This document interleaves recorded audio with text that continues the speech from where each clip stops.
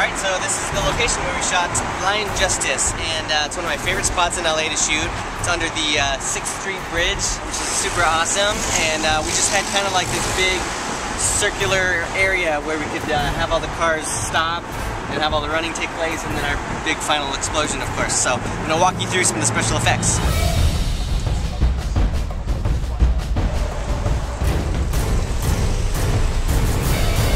So one problem I had to deal with on this one was I wanted to have this thing where he jumps out of the smoke. I thought that was like a cool moment. So we had a smoke machine here, and we were gonna just put up a bunch of smoke and have him jump through it, and then jump out of it using the little trampoline.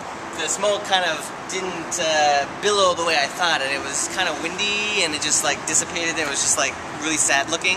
So we ended up shooting the whole thing with no smoke at all, and I added all of the smoke in afterwards digitally. So every shot that you see smoke in it, it was all added after the fact, because the smoke that we had here just was totally wimpy and wouldn't sell the illusion that he was disappearing into it and then coming out of it from nowhere and that they couldn't see through it and all that stuff. So those are the things that you just have to kind of work with on the fly and come up with solutions for, and we gotta shoot what we can here.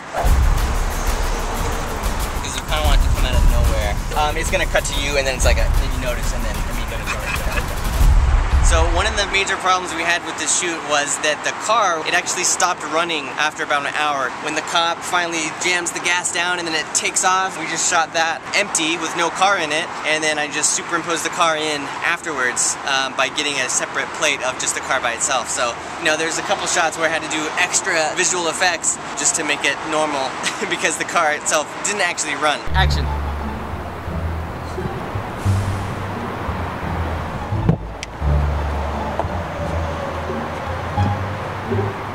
So for the big slow motion jump, that one is fully green screen, composited together, but what I like to do is just shoot that green screen stuff here on location, because then you get the exact same lighting and they're already in their costumes and everything. So two guys hold up the green sheet and you sit them on a chair, just have them do the movement, you know, and pretend like it's slow-mo. And then that's it, and then everyone just takes turns doing it right here, and then I just piece it together later. That's kind of my trick for doing it, because I don't like doing full green screen stuff all the time, but sometimes it's kind of necessary.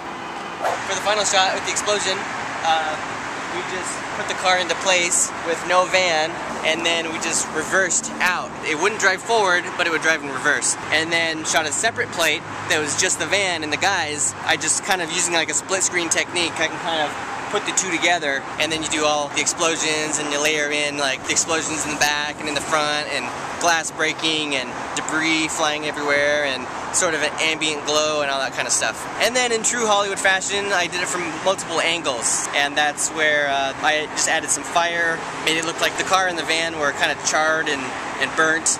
So those are the kind of 3 explosion shots.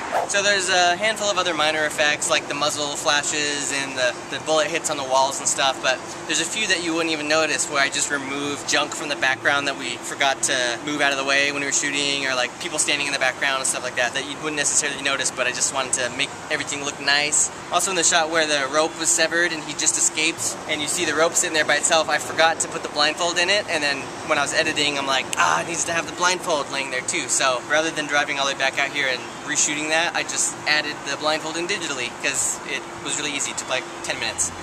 So I hope you liked the video, and I hope you like my explanation of everything, and if you have any more questions, just hit me up in the comments.